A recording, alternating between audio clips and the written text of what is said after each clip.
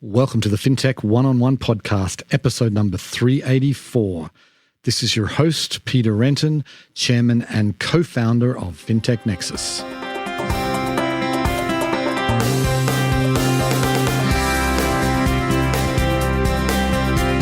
Before we get started, I want to remind you about our comprehensive news service. FinTech Nexus News not only covers the biggest FinTech news stories, our daily newsletter delivers the 10 most important FinTech stories into your inbox every morning. And we have special editions for Latin America as well as UK and Europe. Stay on top of FinTech news by subscribing at news.fintechnexus.com/subscribe.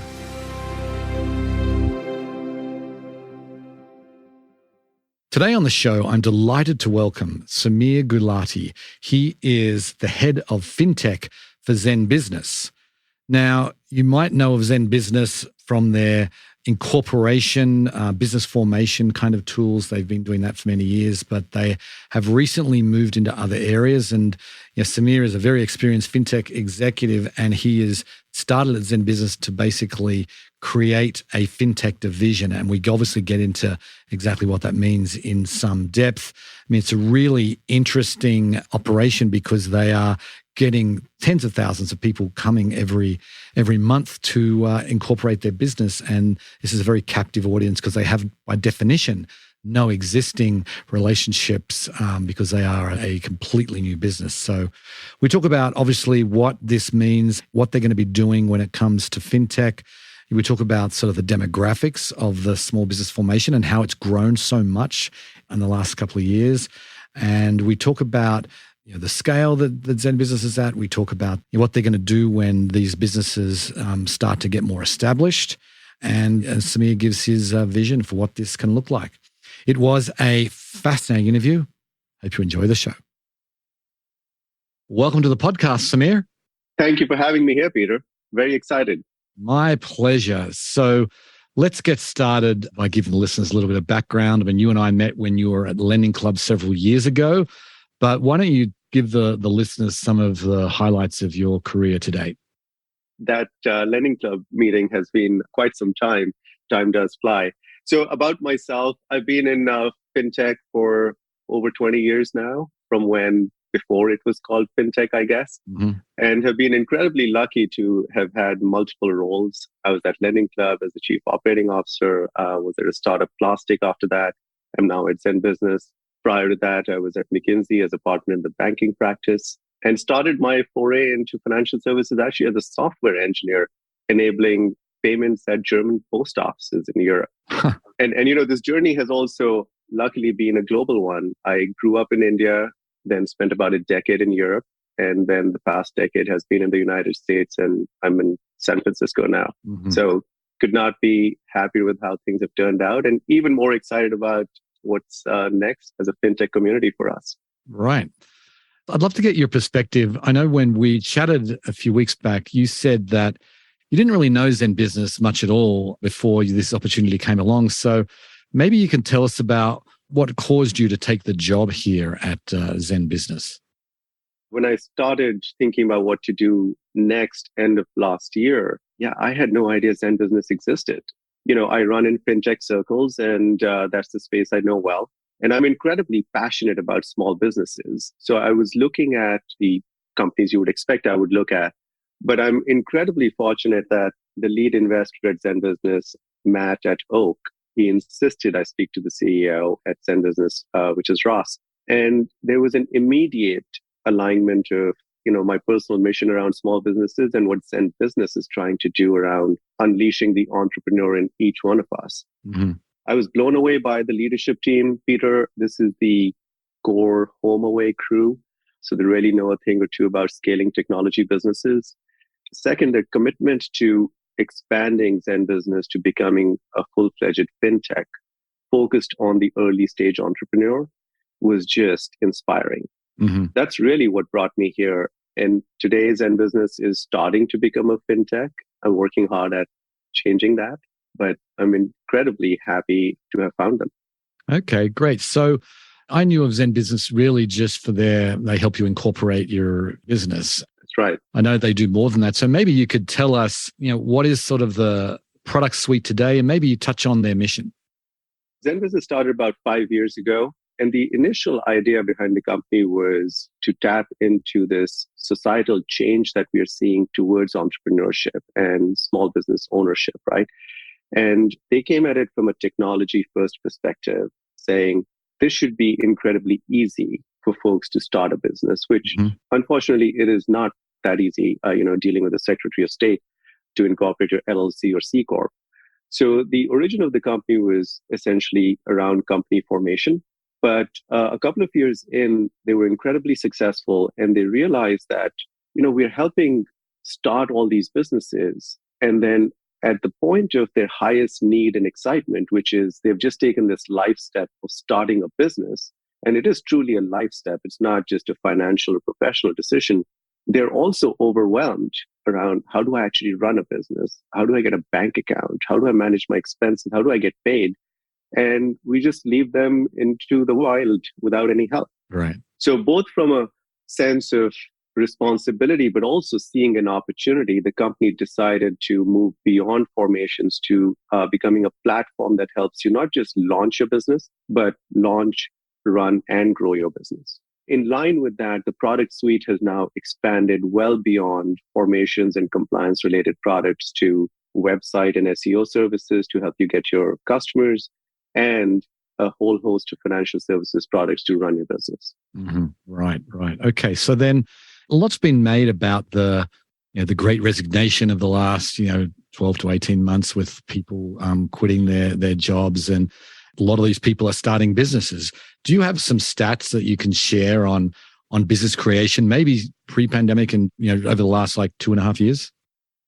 We are seeing an unprecedented societal shift, and not just in the United States, Peter, but globally, we are seeing a shift towards business ownership. Entrepreneurship tends to have a very specific connotation, particularly out here in the Valley. Right. But that's why I'm deliberately using the term business ownership. And 2020 saw the highest number of business formations in the United States ever. At 4.5 million new businesses were registered in the United States. And then 2021 exceeded that by almost another million at 5.3 million, right? Now, of course, there is a little bit of a pandemic effect there. And midway through 2022, we're seeing roughly about a 10% decrease in the total volume. But it's still at very elevated levels, right? So there is no denying that there is a fundamental shift in the psyche of folks around us. What's more interesting beyond the numbers is what's driving it, right? One aspect of this is what used to be a 9 to 5 and a 5 to 9 profile is now a 9 to 5 and a side hustle profile. Right. People are finding the confidence and tools and platforms like a ZenBusiness where they're moving from being entrepreneurs, where they've been wanting to be an entrepreneur, to being an entrepreneur. They're now getting the confidence that, okay, I can actually take this step. I can actually jump off the diving board into the water. It's okay. I can make it work. And that's fascinating and inspiring for us to watch every single day at ZenBusiness. Yeah, because it's so easy now. You can just download the Uber or Lyft app and become a driver and be your own boss, basically pretty easily. I mean, is that part of what's driving it, or is there something are the different types of businesses, are there any trends there with what people are starting? The one you mentioned around the gig economy is definitely true. And that's the perception and understanding I had when I joined ZenBusiness. Right. But one of the advantages of being in a company that is literally helping you start businesses at the scale that we do is a much deeper insight into what else is happening. So while, the gig economy aspect is true, it's not the whole truth. What's really, really cool is that it's happening across all segments of our society. To give you two examples, right, in addition to the gig economy that you mentioned, one profile that we're seeing emerge is actually professionals like folks who are executives at a Visa or a MasterCard or pick your favorite large financial institution, who are now doing advisory and consulting services on the side by registering a business to do it more formally than just helping off the side of their desk, right? Or folks who have recently retired from executive positions that segment was actually very interesting to note because their needs are very different. They're incredibly savvy, but they need something which just takes care of all of the busy work, Right. right? There's a second segment, which is somebody, like I said, the 9 to 5 and the 5-9er. And we see this profile quite a lot, folks in the marketing space or the advertising space, right? They are now on Fiverr offering their services, or they're now on one of the other platforms, or after the 9 to 5 job as a marketing person working at a corporation, they're also offering services after hours or over weekends to a select set of clients. So the access to that broader opportunity that entrepreneurship offers is just inspiring to watch. Is the demographic profile, you obviously mentioned a couple of different segments there, but I'm curious about like the male to female split and the age range. Like I imagine there's a bell curve, right, with age range. Can you give me some more details there? As we have dug in deeper into this at ZenBusiness, we have actually realized that to truly be true to our mission, it's not just enough to make it easy to start a business. We need to give people the confidence when they're thinking about starting a business to actually start the business. And the reason I share that is when we look at the demographic profile based on gender as an example of folks who are looking to start a business in the next 6 months, that's about evenly split between men and women. But when you actually look at the number of people who started a business, that shifts dramatically, almost 80-20 men to women. Wow. That's amazing. Yeah, exactly. Wow is right. I mean, that's a stark fact, which, there are a lot of underlying factors there, which I wouldn't go into, but it is worth calling out that huge delta between intent and actual action. In terms of age, it is skewed much more towards roughly the 45 and below. And then depending on the segment, it varies a fair bit, but we are starting to see retirees quote unquote, re-enter the labor market as entrepreneurs. What's interesting about that, Peter, is that when you ask them, do you intend to make this a full-time job? It's a very clear no. Mm-hmm. But they want to stay engaged and be productive, while folks below 45 are very clear, even if it's a side hustle, their ambition tends to be to make it a full-time thing. Interesting. So I'm curious about that thing you said before about giving people the confidence to start a business. Because I mean, America, I'm an immigrant as well. I came here to start a business. It's the land of opportunity. People the world over dream about coming here, and there's a real entrepreneurial spirit in this country that many other countries don't have. So I'm curious about this piece around the confidence. How do you even go about addressing that? That's a great question and a really, really hard nut to crack. Mm-hmm. A lot of it is around folks having access to information. But one of the biggest stumbling blocks today that we find is that people tend to rely on their own network, right? And those networks for a lot of these individuals tend to be quite limited. We don't quite realize that sitting in Silicon Valley or in New York, but professional networks are still very local. Like if somebody's thinking about starting a business, they're like, oh, my uncle or my friend has had a business for a while. Let me ask them for advice, right? That's quite limiting. Second is folks are a little afraid that the moment they take the step to becoming a small business owner, they're certainly expected to be an expert in customer acquisition, banking, how to get paid, invoicing, what's the next thing to do, how do I even submit an annual report, which most states actually require you to do the moment you register as a business. For a lot of folks, that is scary. And so a big part of the confidence is around the education that a lot of the stuff can be just taken care of by somebody else. So you can focus on what you do best. And the second is helping them expand their network through trusted voices. I'm not able to share the specific campaign, but it's already public that Mark Cuban is an investor in ZenBusiness. Personalities like him give people the confidence. He has a huge following. So there are a number of different ways to do this, but it's a hard nut to crack, but we're pretty committed to finding a way. Right. Okay. So take us through the process, if you will. Someone's, found you guys and they're going through the formation process of their business. Everyone's going to have slightly different needs. What is it you do with these people once they've kind of crossed that threshold and they've started a business?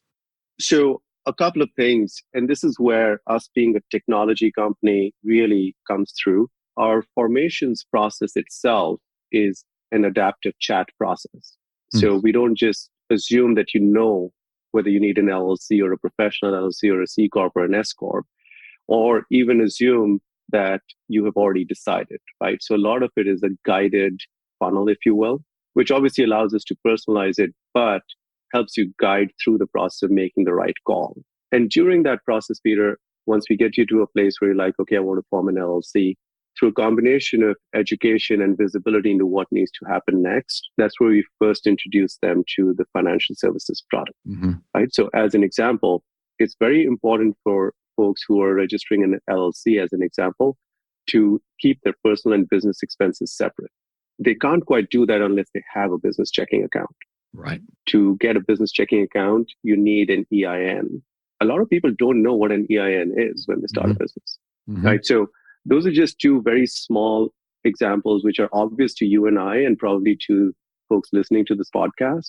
But to the vast majority of business owners, these are alien terms. So through that coaching and adaptive process, we guide them to the next set of steps beyond formation. So they are better equipped to know what's coming next.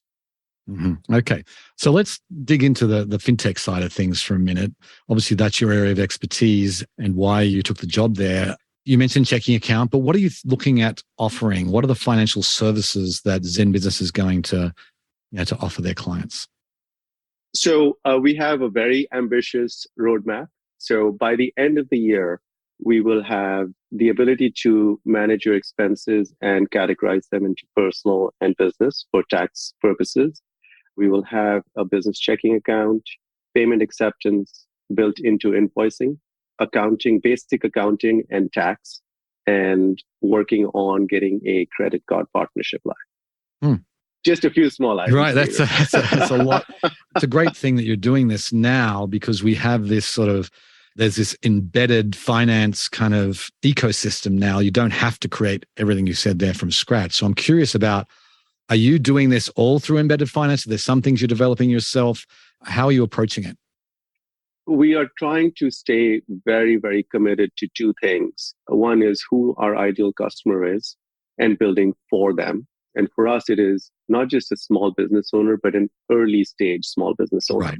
And their needs are very, very different than somebody who's already been in business for 5 years, even if they are still small.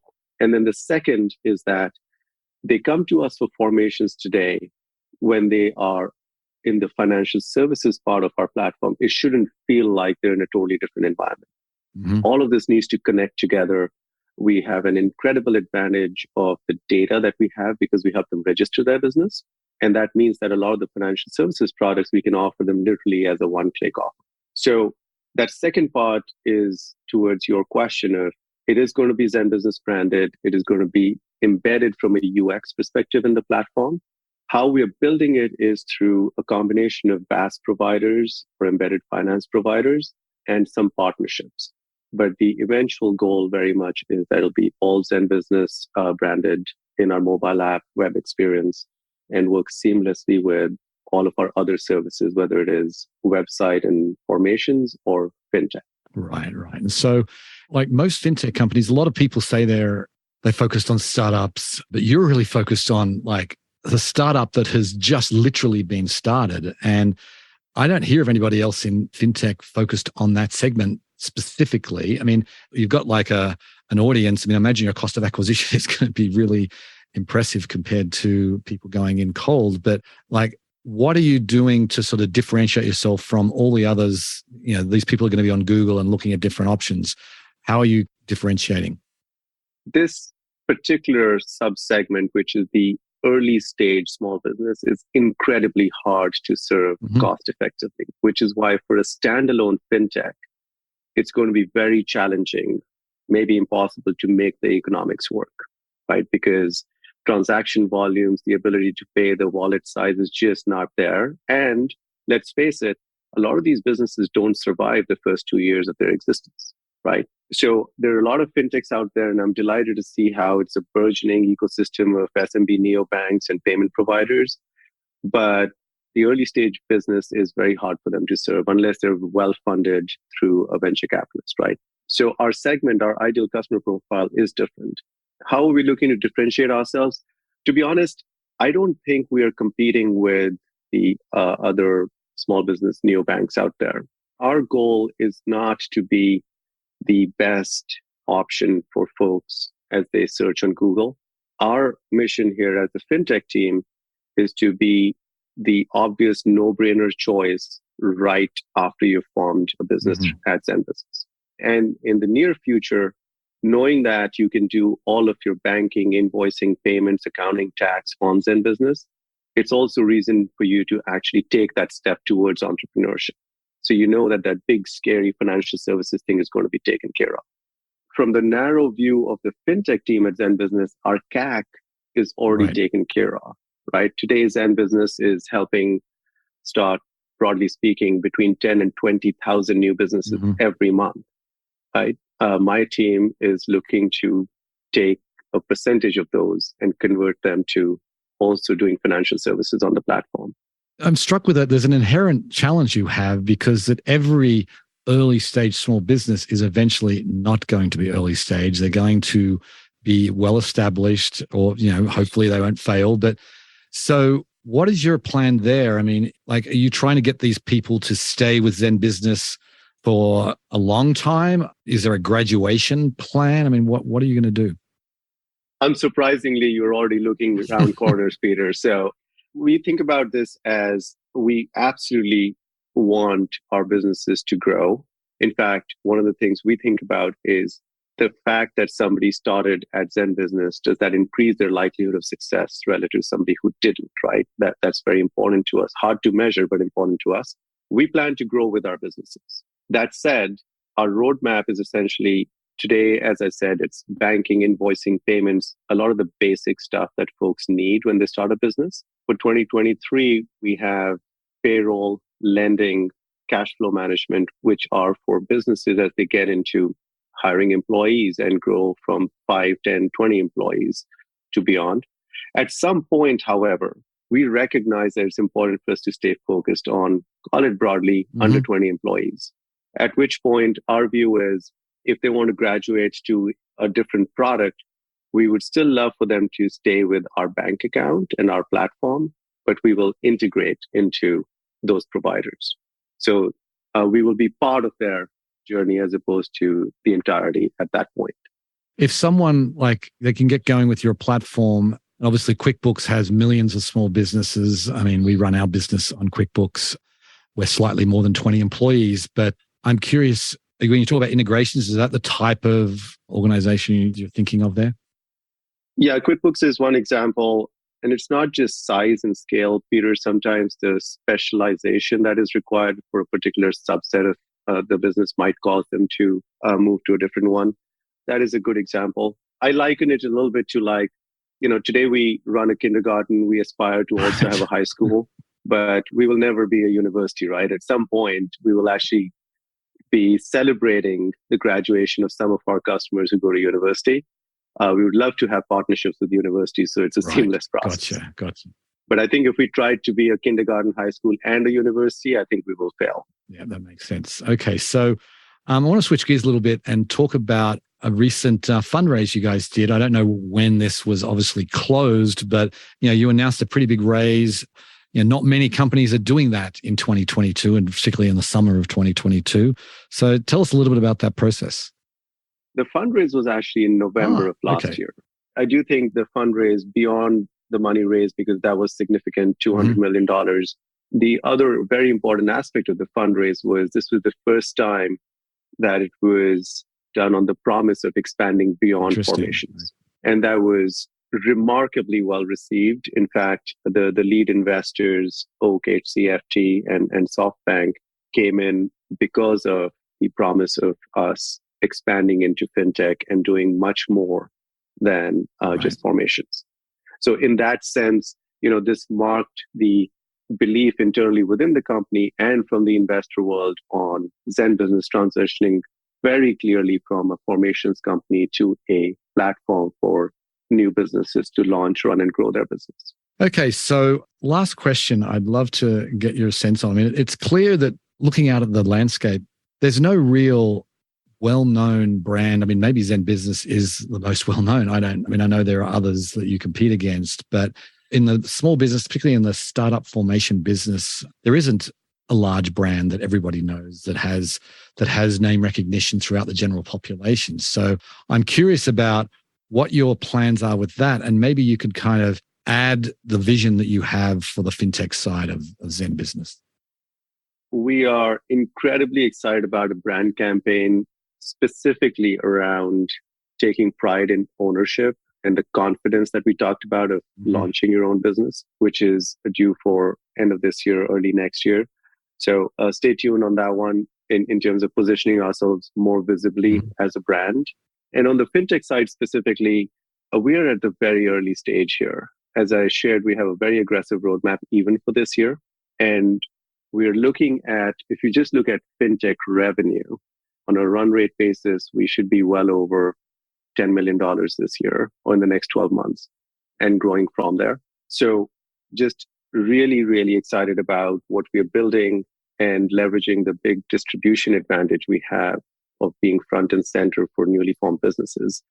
I also have to give a shout out to the broader fintech ecosystem, because had it not been for the broad set of options when it comes to BaaS providers, embedded fintech providers, data, KYC, AML, all of these things were incredibly hard to do in the past. And now you're looking at so many options that you can cobble together that it's helped us accelerate tremendously. And I could not be more thankful and excited to be part of that ecosystem. Okay, well, it is exciting. It's breaking new ground, Samir. So lovely to chat with you as always. Thanks so much for coming on the show. Thank you so much for having me, Peter. You know, as someone who has started 5 businesses, I often wish it would have been this easy for me when I was getting going. You know, the last time I started a business was 2013 with FinTech Nexus. And you just have to do everything yourself. You just have to go, obviously we had lawyers, but you have to go and start a bank account, do all these things piecemeal by yourself. And for that, I see that the real promise here is that suddenly it becomes so much easier. It becomes effortless almost. This gives the entrepreneur time to focus on their business rather than on the admin of getting a business set up. And that could have huge ramifications. Samir was talking after we stopped recording that, according to their surveys, 20 million people in this country want to start a business. And if that can become really simple and really quick, you're going to get many, many millions more. We're going to break the records that Samir referred to there. Anyway, on that note, I will sign off. I very much appreciate you listening, and I'll catch you next time. Bye.